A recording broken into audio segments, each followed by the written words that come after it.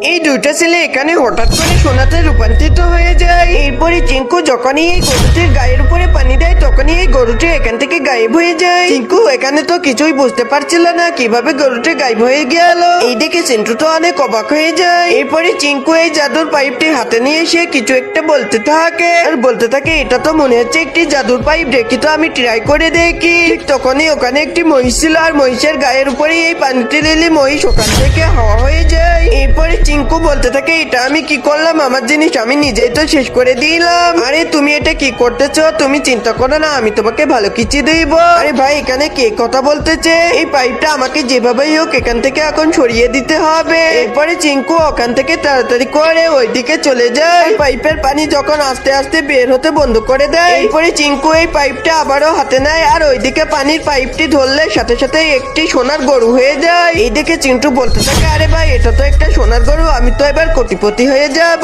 আর তাড়াতাড়ি করে ওই পাইপটা ওখানে রেখে তাড়াতাড়ি গিয়ে এই সোনার গরুর গায়ে হাত দিতে থাকে। এরপরে চিঙ্কু লোভ সামলাতে না পারে তাড়াতাড়ি আবারও ওই পাইপটা নেয় আর ওইদিকে ওই গাছে পানি দিতে থাকে। এদিকে জনি আর রনি এদিকে আসছিল পানি নেওয়ার জন্য, তারা এখন খাবার খাবে। এরপরে চিঙ্কু ওরা দেখতে থাকে যে এই পাইপটা দিয়ে তারা সোনার গরু তৈরি করে নিয়েছে।